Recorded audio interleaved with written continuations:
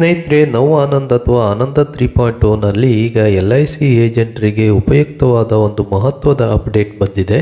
ನಿಮ್ಗೆಲ್ಲರಿಗೂ ಗೊತ್ತಿರುವಂತೆ ಈಗಾಗಲೇ ಆಫ್ಲೈನ್ನಲ್ಲಿ ಪಾಲಿಸಿ ಮಾಡಬೇಕಂತ ಹೇಳಿದ್ರೆ ಭಾರತದ ಯಾವುದೇ ಮೂಲೆಯಲ್ಲಿರುವ ಬ್ರಾಂಚಲ್ಲೂ ಸಹ LIC ಪಾಲಿಸಿನ ನೀವು ನಿಮ್ಮ ಏಜೆನ್ಸಿಯಲ್ಲಿ ರಿಜಿಸ್ಟರ್ ಮಾಡಲಿಕ್ಕೆ ಅವಕಾಶ ಇದೆ. ಈ ರೀತಿ ಅವಕಾಶವನ್ನ ಇಲ್ಲಿ ತನಕ ಆನ್ಲೈನ್ ಅಂದ್ರೆ ಆನಂದ ಪ್ಲಾಟ್ಫಾರ್ಮ್ ಅಲ್ಲಿ ಅವಕಾಶ ಇರಲಿಲ್ಲ. ಈಗ ಆ ಅಪ್ಡೇಟ್ ಬಂದಿದೆ. ಈಗ ನೀವು ನಿಮ್ಮ ಗ್ರಾಹಕರಿಗೆ ಅನುಕೂಲಕರವಾದ ಅವರಿಗೆ ಹತ್ತಿರದಲ್ಲಿರುವ ಶಾಖೆಯನ್ನ ಆಯ್ಕೆ ಮಾಡಿ ನಿಮ್ಮ ಪಾಲಿಸಿಯನ್ನ ಕಂಪ್ಲೀಟ್ ಮಾಡುವ ಅವಕಾಶ ಇದೆ. ಹಾಗೆ ಇದ್ರ ಜೊತೆಗೆ ಇನ್ನೂ ಒಂದು ಅಪ್ಡೇಟ್ ಬಂದಿದೆ. ಅದೇನಂತ ಹೇಳಿದ್ರೆ, ನೀವು ಹೈಟ್ ಮತ್ತು ವೇಟ್ ಹಾಕಿ BMI ಕ್ಯಾಲ್ಕುಲೇಟ್ ಮಾಡುವಂತ ಕ್ಯಾಲ್ಕುಲೇಟರ್ ಸಹ ಆಡ್ ಮಾಡಿದ್ದಾರೆ. ಹಾಗಾದ್ರೆ ಬನ್ನಿ ಸ್ನೇಹಿತರೆ, ಈಗ ಹೊಸ ನವ್ ಆನಂದ್ ಪ್ಲಾಟ್ಫಾರ್ಮ್ ಅಲ್ಲಿ ಯಾವ ರೀತಿಯ ಚೇಂಜಸ್ ಇದೆ ಅನ್ನೋ ಸಂಪೂರ್ಣ ಮಾಹಿತಿಯನ್ನ ತಿಳಿಸ್ಕೊಡ್ತೀನಿ. ನಮಸ್ಕಾರಗಳು ಸ್ನೇಹಿತರೆ, ನಮ್ಮ ಯೂಟ್ಯೂಬ್ ಚಾನೆಲ್ನ ಈ ಟ್ರೈನಿಂಗ್ ಸೆಷನ್ಗೆ ತಮಗೆಲ್ಲರಿಗೂ ಸ್ವಾಗತ. ಈ ವಿಡಿಯೋದಲ್ಲಿ ನಾನು ಕಂಪ್ಯೂಟರ್ ಜ್ಞಾನ ಇಲ್ಲ, ಮೊಬೈಲ್ ಜ್ಞಾನ ಇಲ್ಲದೆ ಇರುವಂಥ ಏಜೆಂಟ್ಸು ಸಹ ತಿಳ್ಕೊಂಡು ಸುಲಭವಾಗಿ ಪಾಲಿಸಿ ಕಂಪ್ಲೀಟ್ ಮಾಡಬೇಕು ಅನ್ನೋ ನಿಟ್ಟಿನಲ್ಲಿ ಈ ವಿಡಿಯೋವನ್ನು ಮಾಡ್ತಾ ಇದ್ದೀನಿ. ಆದ್ರಿಂದ ಡಿಜಿಟಲ್ NB ಪ್ಲಾಟ್ಫಾರ್ಮ್ ಯೂಸ್ ಮಾಡಿ ಪಾಲಿಸಿ ಮಾಡುವ ಮಾಹಿತಿ ತಮಗೆ ಇಲ್ಲ ಅಂತ ಹೇಳಿದ್ರೆ ಈ ವಿಡಿಯೋವನ್ನು ಎಲ್ಲೂ ಸ್ಕಿಪ್ ಮಾಡದೆ ಕೊನೆ ತನಕ ವೀಕ್ಷಿಸಿ. ಒಮ್ಮೆ ಅರ್ಥ ಆಗಿಲ್ಲ ಅಂದರೆ ಎರಡನೇ ಬಾರಿ ವೀಕ್ಷಿಸಿ, ಮೂರನೇ ಬಾರಿ ವೀಕ್ಷಿಸಿ. ಖಂಡಿತ ನಿಮಗೆ ಆನಂದ ಆ್ಯಪ್ ಮೂಲಕ ಪಾಲಿಸಿಯನ್ನು ರಿಜಿಸ್ಟರ್ ಮಾಡುವಂಥ ಸಂಪೂರ್ಣ ಜ್ಞಾನ ಸಿಗುತ್ತೆ ಅಂತ ಹೇಳ್ತಾ, ಒಂದೇ ಒಂದು ಪಾಲಿಸಿ ಮಾಡೋಕ್ಕೋಸ್ಕರ ನೀವು ಬ್ರಾಂಚ್ ಆಫೀಸ್ಗೆ ಹೋಗಬೇಕು. ಹಾಗೆ ಅಲ್ಲಿ ಬ್ರಾಂಚಲ್ಲಿ ರಿಜಿಸ್ಟರ್ ಮಾಡುವಾಗ ಅರ್ಜೆಂಟ್ಗೆ ಸುಮಾರು ಮಿಸ್ಟೇಕ್ಗಳನ್ನು ಮಾಡಿರ್ತಾರೆ. ಅದನ್ನು ಕರೆಕ್ಟ್ ಮಾಡ್ಕೋಬೇಕು. ಎಲ್ಲ ಮುಗುವಷ್ಟರಲ್ಲಿ ಅರ್ಧ ದಿನ, ಒಂದು ಪೂರ್ತಿ ದಿನಾನೇ ಕಳೆದೋಗಿರುತ್ತೆ. ಅದೇ ಆನಂದದಲ್ಲಿ ಮಾಡುವಂಥ ಪಾಲಿಸಿಗಳು 0 ಮಿಸ್ಟೇಕ್ಸ್ ಅಂತಾನೆ ಹೇಳ್ಬೋದು. ಅಷ್ಟು ಆ್ಯಕ್ಯುರೇಟ್ ಆಗಿರ್ತವೆ. ಹಾಗೆ ನಿಮ್ಮ ಸಮಯವನ್ನು ಸಹ ಉಳಿಯುತ್ತೆ. ಬರೀ 10 ನಿಮಿಷಗಳ ಒಳಗೆ ನಿಮ್ಮ ಪಾಲಿಸಿ ಕಂಪ್ಲೀಟ್ ಆಗುತ್ತೆ. ಒಮ್ಮೆ ಲಾಗಿನ್ ಆದ ತಕ್ಷಣ ನಿಮಗೆ ಈ ರೀತಿ ಡ್ಯಾಶ್ ಬೋರ್ಡ್ ಕಾಣುತ್ತೆ. ಡ್ಯಾಶ್ ಬೋರ್ಡ್ ಅನ್ನೋ ಆಪ್ಷನ್ ಕೆಳಗಡೆ ಲೀಡ್ಸ್ ಅನ್ನೋದ್ರ ಮೇಲೆ ಕ್ಲಿಕ್ ಮಾಡಿದ್ರೆ ನೀವು ಈಗಾಗಲೇ ಕಂಪ್ಲೀಟ್ ಮಾಡಿರುವ ಪ್ರಪೋಸಲ್ಸು ಮತ್ತು ಯಾವ ಸ್ಟೇಜಲ್ಲಿ ಪೆಂಡಿಂಗ್ ಇರುವಂಥ ಪ್ರಪೋಸಲ್ಸು ಪ್ರತಿಯೊಂದು ಮಾಹಿತಿಯೂ ಸಿಗುತ್ತೆ. ಒಂದೊಮ್ಮೆ ನೀವು ಫಸ್ಟ್ ಟೈಮ್ ಲಾಗಿನ್ ಮಾಡ್ತಾ ಇದ್ದೀರಿ ಅಂತ ಹೇಳಿದ್ರೆ nowdashananda.licindia.in ಅನ್ನೋದು ನಿಮ್ಮ ಕ್ರೋಮ್ ಅಥವಾ ಎಡ್ಜ್ ಬ್ರೌಸರ್ನ ಟೈಟಲ್ ಬಾರಲ್ಲಿ ಟೈಪ್ ಮಾಡಿ ಎಂಟರ್ ಮಾಡಿ.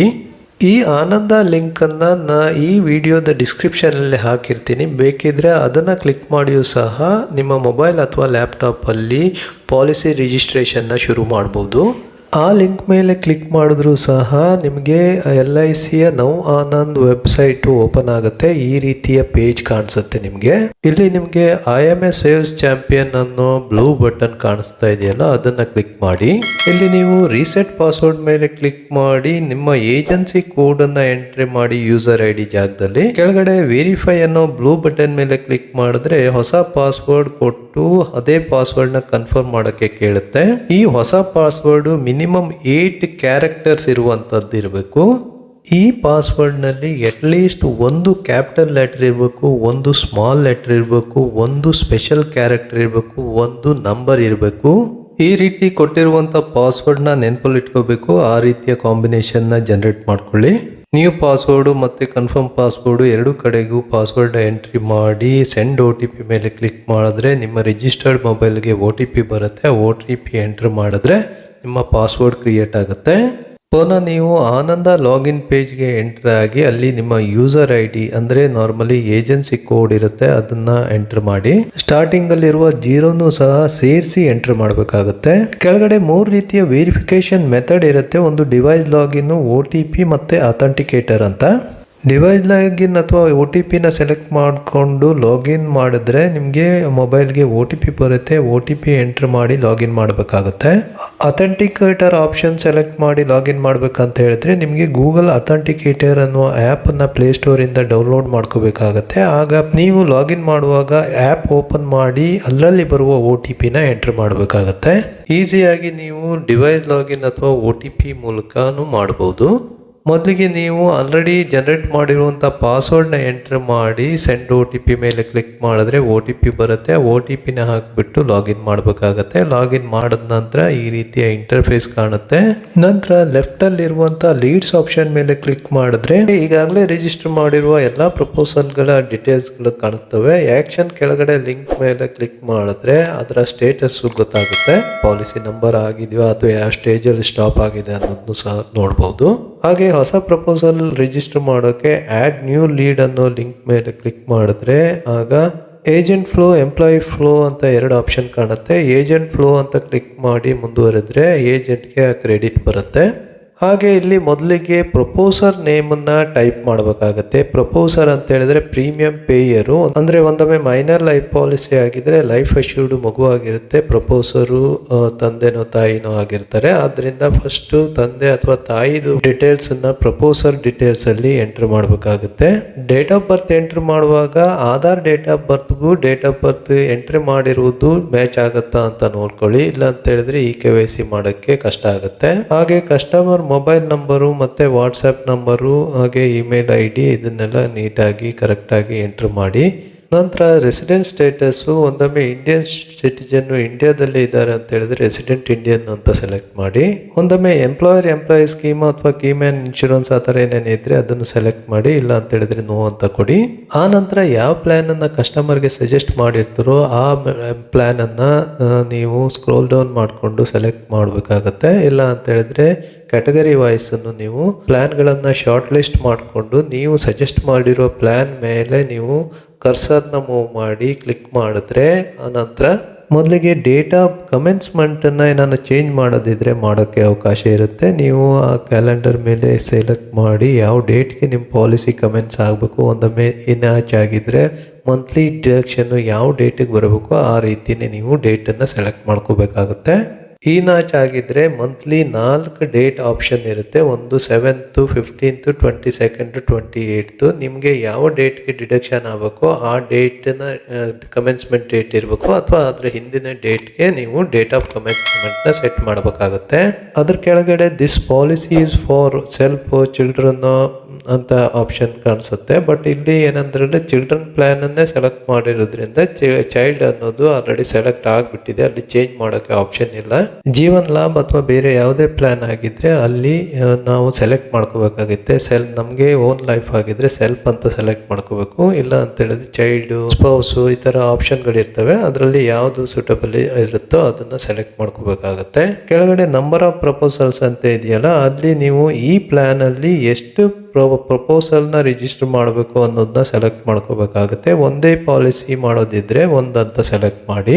ಓನ್ ಲೈಫ್ ಆಗಿದ್ರೆ ಹೆಸರು, ಡೇಟ್ ಆಫ್ ಬರ್ತ್ ಇವೆಲ್ಲ ಬಂದ್ಬಿಡ್ತಾ ಇತ್ತು. ಇದು ಮೈನರ್ ಲೈಫ್ ಆಗಿರೋದ್ರಿಂದ ಮೈನರ್ ಹೆಸರು ಮತ್ತೆ ಮೈನರ್ ಡೇಟ್ ಆಫ್ ಬರ್ತ್ ಇವನ್ನೆಲ್ಲ ಎಂಟರ್ ಮಾಡಬೇಕಾಗುತ್ತೆ. ಹಾಗೆ ಮೈನರ್ ಲೈಫ್ಗೆ ಪ್ರಪೋಸರ್ಗೆ ಏನು ರಿಲೇಶನ್ಶಿಪ್ ಅನ್ನೋದನ್ನು ಸಹ ಸೆಲೆಕ್ಟ್ ಮಾಡ್ಕೋಬೇಕಾಗುತ್ತೆ. ನಂತರ ಮೈನರ್ ಲೈಫ್ನ ರೆಸಿಡೆನ್ಸಿ ಸ್ಟೇಟಸ್ನು ಸಹ ಸೆಲೆಕ್ಟ್ ಮಾಡ್ಕೋಬೇಕು. ಪ್ರೀಮಿಯಂ ವೇವರ್ ಬೆನಿಫಿಟ್ನ ಆ್ಯಡ್ ಮಾಡ್ಕೋಬೇಕು ಅಂತ ಹೇಳಿದ್ರೆ ಎಸ್ ಅಂತ ಸೆಲೆಕ್ಟ್ ಮಾಡಿ. ಇಲ್ಲ ಅಂತ ಹೇಳಿದ್ರೆ ನೋ ಅಂತ ಸೆಲೆಕ್ಟ್ ಮಾಡಿ. ಹಾಗೆ ಬೇಸಿಕ್ ಸಮ್ ಅಶ್ಯೂರ್ಡ್ನ ಎಂಟ್ರ್ ಮಾಡಿ. ಹಾಗೆ ಪಾಲಿಸಿ ಟರ್ಮು ಜೀವನ್ ತರುಣ್ಗೆ ಆಟೋಮೆಟಿಕ್ ಏಜ್ ವೈಸು ಬಂದ್ಬಿಡುತ್ತೆ. ಪ್ರೀಮಿಯಂ ಟರ್ಮು ಸಹ ಬಂದ್ಬಿಡುತ್ತೆ. ಹಾಗೆ ಮನಿ ಬ್ಯಾಕ್ ಆಪ್ಷನ್ ಯಾವುದು ಅನ್ನೋದನ್ನು ಸೆಲೆಕ್ಟ್ ಮಾಡ್ಕೋಬೇಕಾಗತ್ತೆ. ನಂತರ premium mode yearly, half yearly, quarterly, monthly ಯಾವ ಮೋಡ್ ಅನ್ನೋದನ್ನ ಸೆಲೆಕ್ಟ್ ಮಾಡ್ಕೋಬೇಕಾಗತ್ತೆ. ಮಂತ್ಲಿ ಆಗಿದ್ರೆ ಆರ್ಡಿನರಿನೋ SSS ಅಂತ ಕೇಳುತ್ತೆ. SSS ಅಂತ ಸೆಲೆಕ್ಟ್ ಮಾಡಿದ್ರೆ ಒಂದೊಮ್ಮೆ ಸ್ಯಾಲರಿ ಡಿಡಕ್ಷನ್ ಆಪ್ಷನ್ನು ಅವರ ತಂದೆ ಅಥವಾ ತಾಯಿ ಯಾರು ಪ್ರಪೋಸರ್ ಇರ್ತಾರೋ ಅವರ ಕಂಪನಿಯಲ್ಲಿ ಇದ್ದರೆ ಅಲ್ಲಿ ಸೆಲೆಕ್ಟ್ ಮಾಡಿಕೊಂಡು ಪೇಯಿಂಗ್ ಅಥಾರಿಟಿ ಕೋಡ್ನ ಕೊಡಬೇಕಾಗತ್ತೆ. ಆರ್ಡಿನರಿ ಮಂತ್ಲಿ ಆಗಿದ್ರೆ ಅದು ಆಟೋಮೆಟಿಕ್ ಅವರ ಬ್ಯಾಂಕ್ ಅಕೌಂಟ್ನ ಲಿಂಕ್ ಮಾಡಿಕೊಂಡು ಆ ಬ್ಯಾಂಕಿಂದ ಡಿಡಕ್ಟ್ ಆಗೋ ಥರ ಇರುತ್ತೆ. ನಂತರ ನಿಮಗೆ ಇಲ್ಲಿ ಪ್ರೀಮಿಯಂ ಕ್ಯಾಲ್ಕುಲೇಷನ್ ಆಗಿ 3 ಡ್ಯೂದು ಪ್ರೀಮಿಯಂನ ಹೈಲೈಟ್ ಆಗಿರುತ್ತೆ. ಬಟ್ ನೀವು ಒಂದೇ ಡ್ಯೂ ಪ್ರೀಮಿಯಂನ ಸೆಲೆಕ್ಟ್ ಮಾಡಿಕೊಂಡು ಸೇವ್ ಕೋಟ್ ಅಂತ ಕೊಡಬೇಕಾಗತ್ತೆ.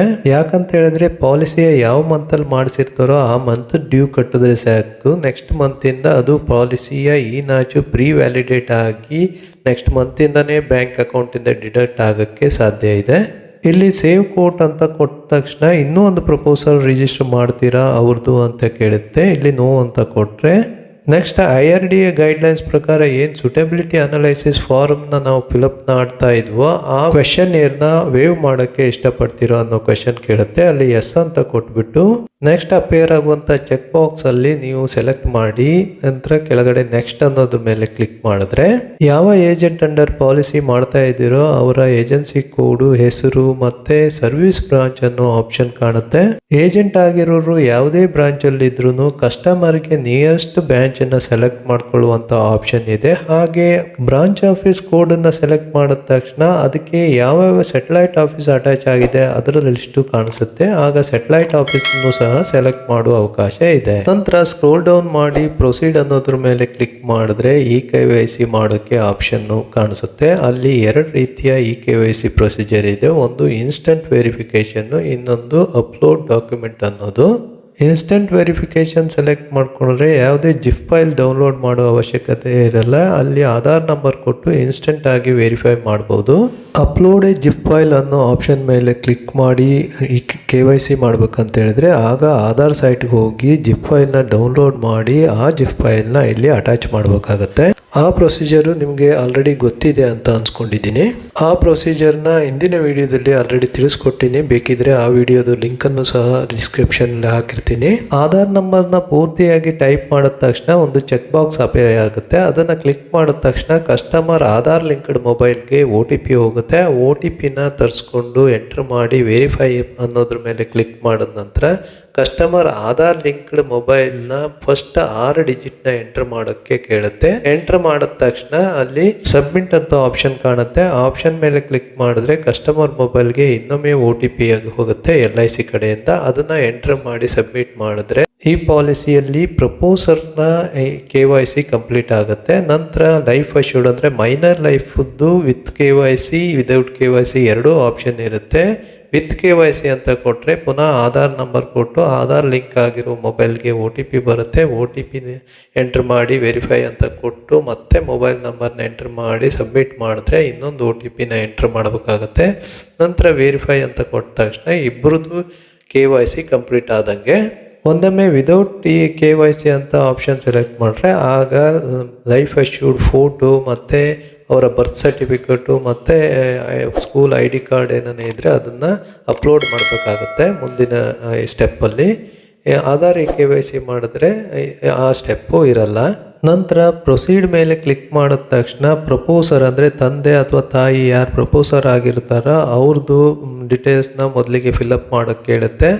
ಇಲ್ಲಿ propose her mother, propose her father ಹೆಸರೆಲ್ಲ enter ಮಾಡಬೇಕಾಗುತ್ತೆ. ಮ್ಯಾರಿಟಲ್ ಸ್ಟೇಟಸ್ಸು ಮತ್ತು ಇನ್ಕಮ್ ಟ್ಯಾಕ್ಸ್ ಫೈಲಿಂಗ್ ನೋ ಅನ್ನೋದನ್ನ ಸೆಲೆಕ್ಟ್ ಮಾಡ್ಕೋಬೇಕು. ಅಲ್ಲಿ ಸೆಲೆಕ್ಟ್ ಮಾಡಿದ ತಕ್ಷಣ ಪ್ಯಾನ್ ನಂಬರ್ ಎಂಟರ್ ಮಾಡಿ ವ್ಯಾಲಿಡೇಟ್ ಮಾಡಬೇಕಾಗುತ್ತೆ. ಆ ನಂತರ ಫಿಸಿಕಲ್ ಬಾಂಡ್ ಕಾಪಿ ನಿಮ್ಮ ಅಡ್ರೆಸ್ಗೆ ಕಳಿಸ್ಬೇಕಾ ಅನ್ನೋ ಕ್ವಶನ್ ಇದೆ. ಅದನ್ನು ಎಸ್ ಅಂತ ಸೆಲೆಕ್ಟ್ ಮಾಡಿದ್ರೆ ನಿಮಗೆ ಬಾಂಡ್ ಕಾಪಿ ನಿಮ್ಮ ಅಡ್ರೆಸ್ಗೆ ಬರುತ್ತೆ. ಹಾಗೆ GST ಅಂಡರ್ ರಿಜಿಸ್ಟರ್ ಆಗಿದ್ದೀರಾ ಅನ್ನೋ ಕ್ವಶನ್ ಇದೆ, ಅದಕ್ಕೂ ಸಹ ಆನ್ಸರ್ ಮಾಡಬೇಕಾಗತ್ತೆ. ನಂತರ ಸ್ಪೌಸ್ ನೇಮ್ನ ಎಂಟ್ರ್ ಮಾಡೋಕ್ಕೆ ಹೇಳುತ್ತೆ. ಅಲ್ಲಿ ಸ್ಪೌಸ್ ನೇಮ್ನ ಎಂಟ್ರ್ ಮಾಡಿ ನೆಕ್ಸ್ಟ್ ಅನ್ನೋದ್ರ ಮೇಲೆ ಕ್ಲಿಕ್ ಮಾಡಿದ್ರೆ ಆಧಾರ್ ಕಾರ್ಡ್ ಪ್ರಕಾರ ಏನು ಅಡ್ರೆಸ್ ಇದೆಯೋ ಅನ್ನೋದು ಪರ್ಮನೆಂಟ್ ಅಡ್ರೆಸ್ಸಲ್ಲಿ ತೋರಿಸುತ್ತೆ. ಒಂದೊಮ್ಮೆ ಕಮ್ಯುನಿಕೇಷನ್ ಅಡ್ರೆಸ್ನ ಚೇಂಜ್ ಮಾಡ್ಕೋಬೇಕಂತ ಹೇಳಿದ್ರೆ ಅಲ್ಲಿ ಎಂಟರ್ ಮಾಡೋಕ್ಕೆ ಅವಕಾಶ ಇದೆ. ಆದರೆ ಅದಕ್ಕೆ ಸಪೋರ್ಟಿಂಗ್ ಡಾಕ್ಯುಮೆಂಟ್ ಏನಾನ ಅಪ್ಲೋಡ್ ಮಾಡೋಕ್ಕೆ ಕೇಳುತ್ತೆ. ಆಗ ನಿಮ್ಮ ಹತ್ರ ಯಾವುದೋ ಡಾಕ್ಯುಮೆಂಟ್ ಇದೆಯೋ ಅದ್ರದ್ದೊಂದು ಫೋಟೋ ತೆಗೆದುಬಿಟ್ಟು ಅಪ್ಲೋಡ್ ಮಾಡ್ಬೋದು. Communication address permanent address same ಅಂತಿದ್ರೆ ಎಸ್ ಅಂತ ಕೊಟ್ಟರೆ ಅದೇ ಅಡ್ರೆಸ್ಸು ಕಮ್ಯುನಿಕೇಷನಲ್ಲೂ ಅಪಿಯರ್ ಆಗುತ್ತೆ. ನಂತರ ನೆಕ್ಸ್ಟ್ ಅಂತ ಕ್ಲಿಕ್ ಮಾಡಿದ್ರೆ ಆಕ್ಯುಪೇಷನ್ ಡೀಟೇಲ್ಸಲ್ಲಿ ಡ್ರಾಪ್ ಡೌನ್ ಲಿಸ್ಟಲ್ಲಿ ಯಾವುದು ಅವರಿಗೆ ಸೂಟಬಲ್ ಆಗಿರುತ್ತೋ ಅದನ್ನು ಸೆಲೆಕ್ಟ್ ಮಾಡಿ. ಒಂದೊಮ್ಮೆ ಇನ್ಕಮ್ ಟ್ಯಾಕ್ಸ್ ಲಿಮಿಟ್ ಒಳಗಡೆ ಬರ್ತಾ ಇಲ್ಲ ಅಂತ ಹೇಳಿದ್ರೆ ಆಫೀಸ್ಗೆ ಹೋಗ್ತಾ ಇರುವಂಥರಾದರೆ ಆಫೀಸ್ ಗೋವರ್ ವಿದೌಟ್ ಟ್ಯಾಕ್ಸ್ ಅಂತ ಹಾಕಿ, ಒಂದೊಮ್ಮೆ ಬಿಸ್ನೆಸ್ ಮಾಡುವಂಥವ್ರಾದರೆ ಸೆಲ್ಫ್ ಎಂಪ್ಲಾಯ್ಡ್ ವಿದೌಟ್ ಟ್ಯಾಕ್ಸ್ ಅನ್ನೋದನ್ನ ಸೆಲೆಕ್ಟ್ ಮಾಡ್ಕೊಳ್ಳಿ. ಇಲ್ಲ ಅಂತ ಹೇಳಿದ್ರೆ ನಿಮಗೆ ಆ ಡ್ರಾಪ್ ಡೌನ್ ಲಿಸ್ಟಲ್ಲಿ ಯಾವ್ದು ಸೂಟಬಲ್ ಅನಿಸುತ್ತೋ ಅದನ್ನು ಸೆಲೆಕ್ಟ್ ಮಾಡಿ. Next nature of duty, source of income ಅಲ್ಲೂ ಸಹ ಸೂಟಬಲ್ ಒನ್ನ ಸೆಲೆಕ್ಟ್ ಮಾಡಿ. ನಂತರ ಕ್ವಾಲಿಫಿಕೇಶನ್ ಸಹ ಡ್ರಾಪ್ ಡೌನ್ ಲಿಸ್ಟಿಂದ ಸೆಲೆಕ್ಟ್ ಮಾಡಿ. ನೆಕ್ಸ್ಟ್ ಸ್ಯಾಲರಿಡ್ ಆಗಿದ್ರೆ ಕಂಪನಿ ಹೆಸರನ್ನ ಮೆನ್ಷನ್ ಮಾಡಿ. ಒಂದೊಮ್ಮೆ ಬಿಸ್ನೆಸ್ ಅಥವಾ ಸೆಲ್ಫ್ ಎಂಪ್ಲಾಯ್ಡ್ ಆಗಿದ್ರೆ ನೇಚರ್ ಆಫ್ ಬಿಸ್ನೆಸ್ನ ಎಂಟರ್ ಮಾಡಿ. ಲೇಟೆಸ್ಟ್ ಕಂಪ್ಲೀಟೆಡ್ ಫೈನಾನ್ಷಿಯಲ್ ಇಯರ್ ಅಂದರೆ 25-26ದ್ದು ಆ್ಯನ್ಯುವಲ್ ಇನ್ಕಮನ್ನು ಕಂಪಲ್ಸರಿ ಎಂಟರ್ ಮಾಡಬೇಕಾಗ್ತದೆ. ಯಾಕಂದ್ರೆ ಅದ್ರ ಮೇಲೆ ರೆಡ್ ಸ್ಟಾರ್ ಮೆನ್ಷನ್ ಮಾಡಿದ್ದಾರೆ. ಎಲ್ಲೆಲ್ಲಿ ರೆಡ್ ಸ್ಟಾರ್ ಅನ್ನ ಹಾಕಿರ್ತಾರೋ ಅದನ್ನ ಕಂಪಲ್ಸರಿ ಕೊಡ್ಲೇಬೇಕಾಗತ್ತೆ, ಇಲ್ಲ ಅಂತ ಹೇಳಿದ್ರೆ ಮುಂದಕ್ಕೆ ಹೋಗಲ್ಲ ಪೇಜು. ನಂತರ are you employed in arms forces ಅಂತ ಇದೆ. ಒಂದೊಮ್ಮೆ ಮಿಲಿಟರಿ, ನೇವಿ ಆ ಥರ ಆರ್ಮ್ಡ್ ಫೋರ್ಸಸ್ ಅಲ್ಲಿ ವರ್ಕ್ ಮಾಡ್ತಾ ಇದ್ರೆ ನೀವು ಎಸ್ ಅಂತ ಕೊಡಿ, ಇಲ್ಲ ಅಂತ ಹೇಳಿದ್ರೆ ನೋ ಅಂತ ಕೊಟ್ಟು ನೆಕ್ಸ್ಟ್ ಅಂತ ಕ್ಲಿಕ್ ಮಾಡಿ. ಆಗ ನೆಕ್ಸ್ಟ್ ಪೇಜ್ ಅಲ್ಲಿ ಬ್ಯಾಂಕ್ ಡೀಟೇಲ್ಸ್ ಅಲ್ಲಿ ಮೊದಲಿಗೆ IFSC ಕೋಡು, ನಂತರ ಅಕೌಂಟ್ ನಂಬರ್ ಕೊಡಬೇಕಾಗತ್ತೆ. ಆ ನಂತರ ಅಕೌಂಟ್ ಟೈಪ್ ಅನ್ನ ಸೆಲೆಕ್ಟ್ ಮಾಡಬೇಕಾಗತ್ತೆ.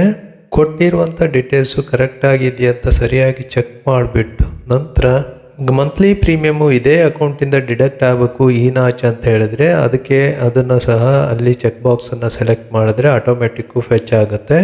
ನಂತರ ಅಕೌಂಟ್ ಟೈಪನ್ನು ಸೆಲೆಕ್ಟ್ ಮಾಡಿ ನೆಕ್ಸ್ಟ್ ಅಂತ ಕೊಡಬೇಕಾಗತ್ತೆ.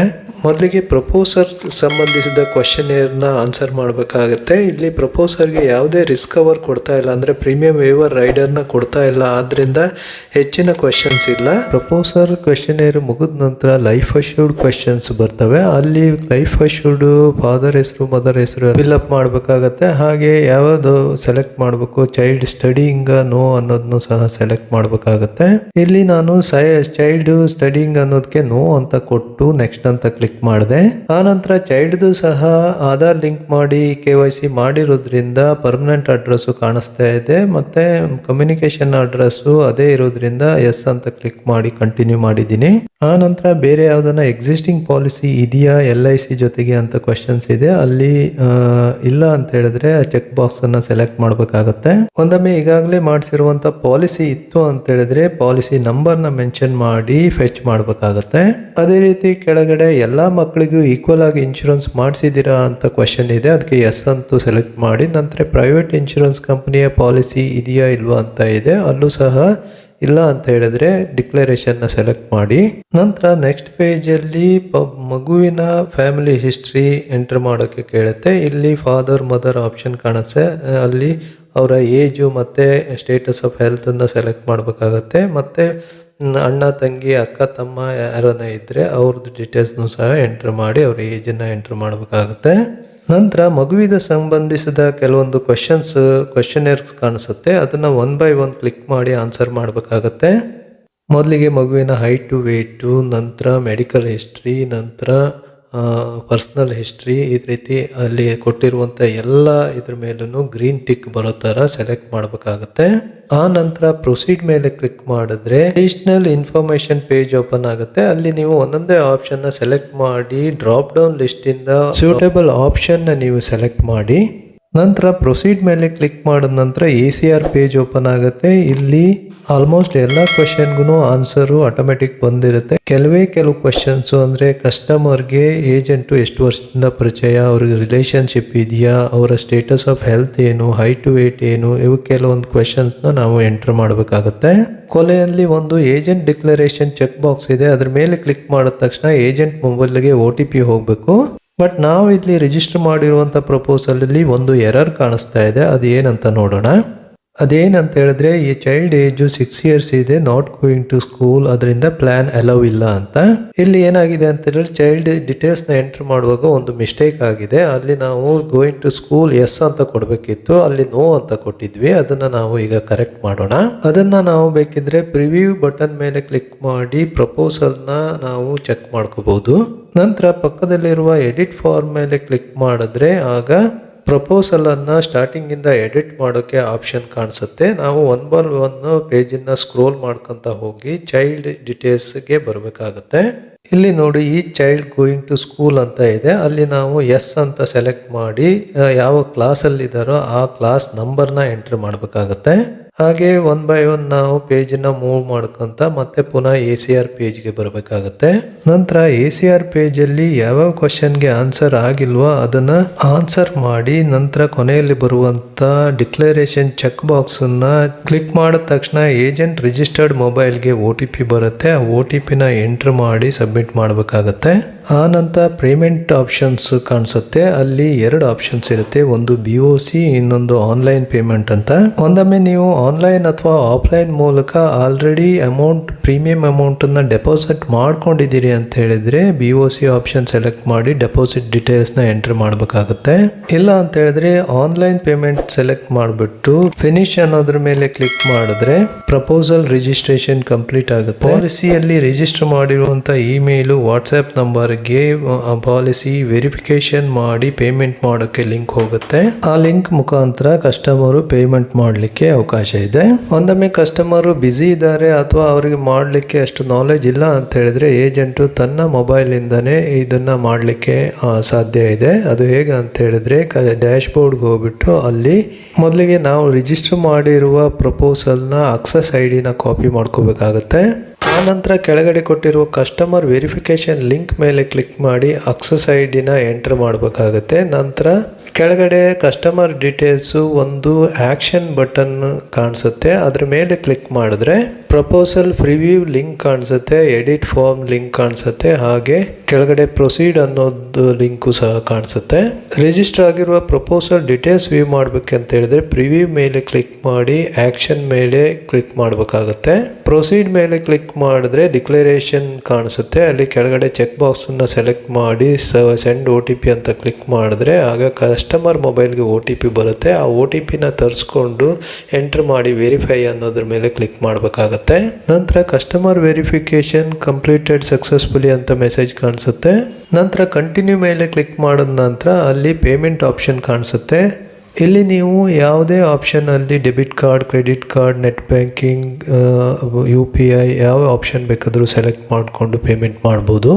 ಒಂದೊಮ್ಮೆ ಕಸ್ಟಮರ್ UPI ID-ನ ಎಂಟ್ರ್ ಮಾಡಿದ್ರೆ ಕಸ್ಟಮರ್ UPI ಅಂದರೆ ಫೋನ್ಪೇ, ಗೂಗಲ್ ಪೇಗೆ ಡೈರೆಕ್ಟ್ ಪಾಪಪ್ ಮೆಸೇಜ್ ಹೋಗುತ್ತೆ ಪೇಮೆಂಟ್ ಮಾಡೋಕ್ಕೆ. ಅಲ್ಲಿ ಅವರು ಪೇಮೆಂಟ್ ಮಾಡ್ಬೋದು.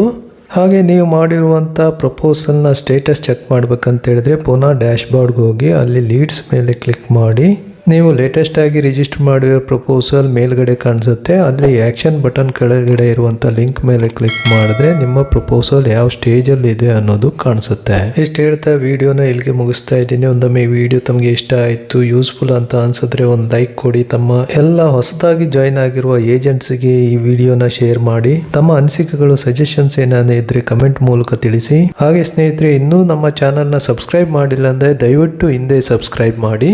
ಧನ್ಯವಾದಗಳು ಸ್ನೇಹಿತರೆ. ಇನ್ನೊಂದು ಹೊಸ ವಿಡಿಯೋದೊಂದಿಗೆ ಪುನಃ ತಮ್ಮೆಲ್ಲರೊಂದಿಗೆ ಭೇಟಿಯಾಗುತ್ತೇನೆ.